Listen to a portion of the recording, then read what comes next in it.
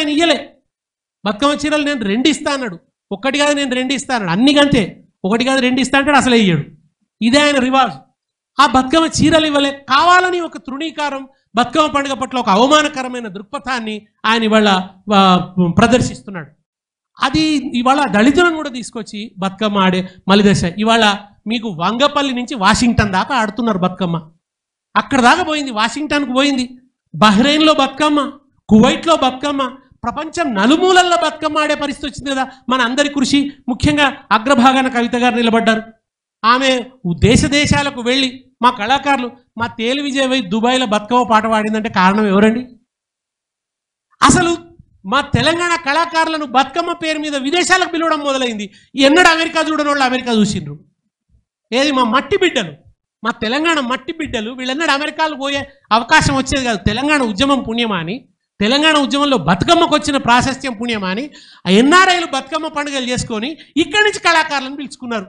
ఇంత అద్భుతమైన పరివర్తన తెచ్చినాం కదా. ఇంకేమంటారు ఇప్పుడు? బతుకమ్మలో డీజేలు వచ్చినాయి, అవి వచ్చినాయి, ఇవి వచ్చినాయి అంట. ప్రతి టీవీ బతుకమ్మకు కొత్త పాటలు చేయలేదా అండి? ఇదే V6 బతుకమ్మకు కొత్త పాటలు చేసే సాంప్రదాయాన్ని మొదలుపెట్టింది V6ఏ కదా. మొట్టమొదటి ఆమె పాటనే, టెలివిజన్ పాటనే మొట్టమొదటి చేసి అన్ని టీవీలు బతుకమ్మకు పాటలు చేయడం మొదలుపెట్టినాయి కదా. ఇవాళ బతుకమ్మ వచ్చిందంటే ఎన్ని పాటలు వస్తున్నాయి? సరే, ఎవరన్నా ఎన్ఆర్ఐస్ వాళ్ళకు ఒరిజినల్ పాట రాకపోతే టీవీలో వచ్చిన పాట పెట్టుకుని ఆడుకున్నారు. అట్లా ప్రతి పండుగ మారిందండి. దాండియా మారలేదా? గుజరాత్లో దాండియా ఎట్లా ఆడుకున్నారు, ఇవాళ అట్లే ఆడుతున్నారా? ఇవాళ మైకులు వచ్చినాయి, డీజేలు వచ్చినాయి. వినాయక చవితి మారిపోలేదా? వినాయక చవితి చుట్టూ డీజేలు రాలేదా? అన్ని పండుగలలో కూడా ఈ మార్పులు వచ్చినాయి. ఎప్పుడైతే ఆంధ్ర పాలకవర్గం నిరాకరించిందో, తెలంగాణ పాలకవర్గం ఓన్ చేసుకుందో, దానివల్ల మంత్రులు పిలవడం మొదలైంది. మంత్రులు అక్కడికి రావటం, హోదా పెరిగింది. దాని గురించి మీడియాలో మాట్లాడడం మొదలైంది. అనివార్యంగా దాని గురించి ఒక చర్చ, దాని వైభవము. ఎంగిలి పూల బతుకమ్మ అనే మాట అందరికీ తెలిసిపోయింది. అటుకుల బతుకమ్మ అనే మాట అందరికీ తెలిసిపోయింది. అర్రెం అనే మాట అందరికీ తెలిసిపోయింది. ఇవాళ సద్దుల బతుకమ్మ అనేది అందరికీ తెలిసిపోయింది. ఇటువంటి ఒక అద్భుతమైన స్థితిని తెలంగాణ గొప్పగా తెచ్చుకున్నదండి. ఇది కష్టార్జితం, మనందరి కష్టార్జితం. బతుకమ్మకు ఆ ప్రాశస్త్యం, అందరి ప్రాశస్త్యం తెచ్చుకొని వాళ్ళు అంత వైభవంగా బతుకమ్మను చేస్తుంటే, ఆ బతుకమ్మను తెలంగాణ తల్లి చేతుల నుంచి తీసేసి కడుపుల గుణపం కూర్చిండు రేవంత్ రెడ్డి. మా సుద్దాల అశోక్ అన్ననేమో కడుపులో గుణపం తీసేసినట్టు అయింది అంటుండు. లేదన్నా అశోక్ అన్న బతుకమ్మను తీసేసి కడుపులో గుణపం కూర్చిండు రేవంత్ రెడ్డి అని నేను అంటున్నా. ఆయన మన కడుపులో గుణపం కూర్చిండు, కత్తి కూర్చిండు. అన్యాయం. ఇవాళ బతుకమ్మను తీసేయడం తెలంగాణ తల్లి చేతుల్లోంచి. బతుకమ్మను తీసేసి ఏం చేసాడు మరి? చెయ్యి గుర్తు పెట్టింది. ఇవాళ నాకు ఆ నువ్వు పెట్టిన తల్లిని చూస్తే చెయ్యి గుర్తుకే మన ఓటు అని చెప్తున్న కాంగ్రెస్ మహిళా కార్యకర్తలాగుందామే.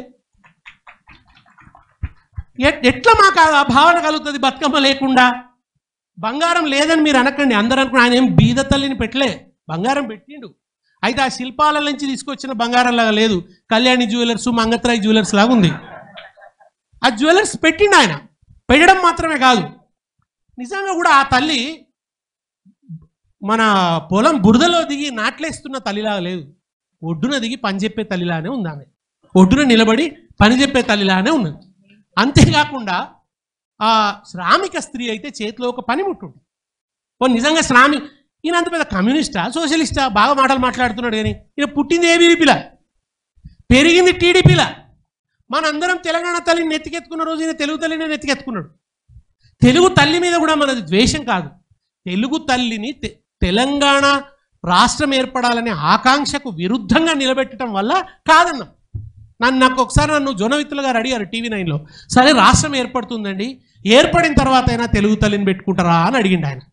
అప్పుడు అందరి భాష తెలుగే కదా, మీ రాష్ట్రం మీకు ఏర్పడుతుంది, అప్పుడైనా మీరు తెలుగు తల్లిని ఆరాధిస్తారు అంటే నేనేం చెప్పినా అంటే, తెలుగు తల్లి ప్రతీక ఇప్పుడు సమైక్యవాద ప్రతీకలాగా ఉంది కనుక మేము సమైక్యవాదాన్ని ఆమోదించం కనుక ఆ ప్రతీక నిరాకరించవలసి వచ్చింది. మా రాష్ట్రం వచ్చిన తర్వాత తెలుగు తల్లి న్యూట్రల్ అయిపోతుంది. న్యూట్రల్ అప్పుడు ఆమె సమైక్యవాద ప్రతీక కాదు.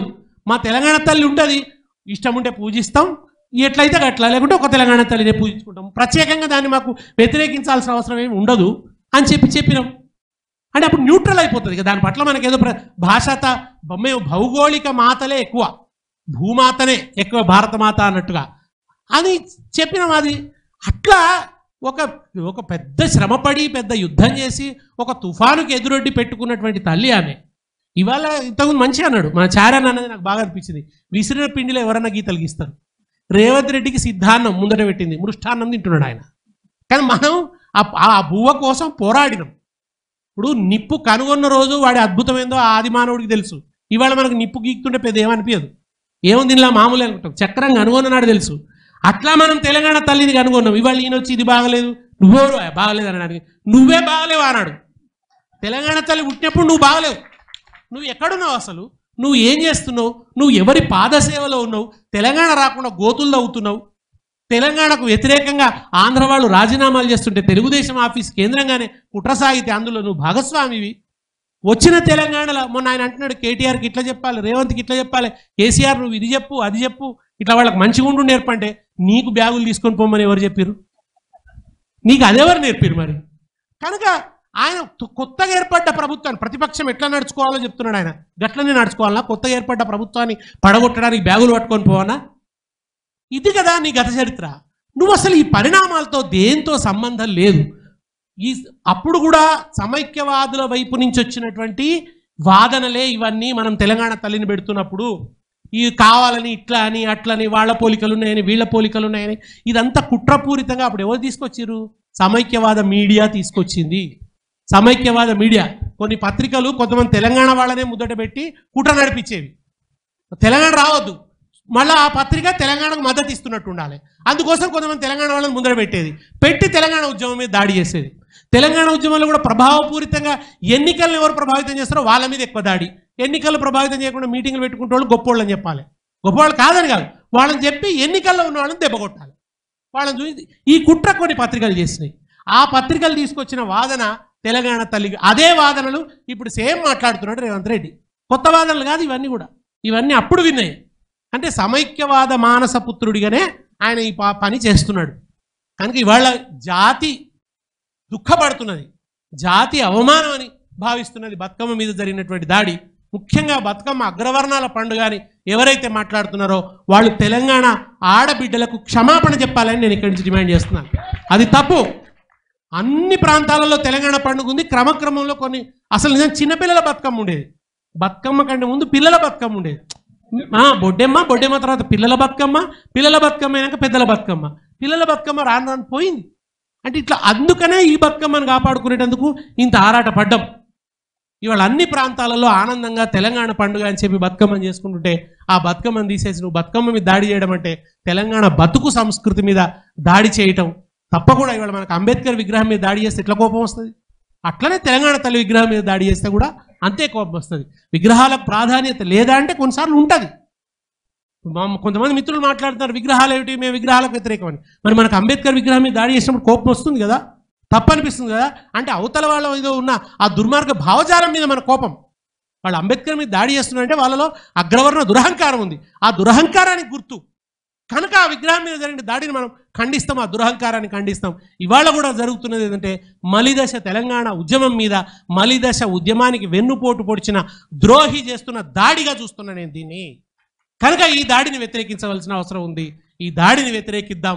తెలంగాణ తల్లి ఎట్లయితే ఉద్యమంలో పుట్టిందో ఒక అగ్ని, ఉద్యమం నుంచి తెలంగాణ తల్లిని విడదీయొద్దు. ఇది నా డిమాండ్. తెలంగాణ ఉద్యమంలో ఏ తల్లి వచ్చిందో ఆ తల్లి ఉండాలి. తెలంగాణ తల్లి నుంచి బతుకమ్మను విడదీయొద్దు. ఈ రెండు అవిభాజ్యం. బతుకమ్మ మా జీవితంలో అవిభాజ్యం, తెలంగాణ తల్లి చేతిలో కూడా బతుకమ్మ అవిభాజ్యం. నమస్కారం.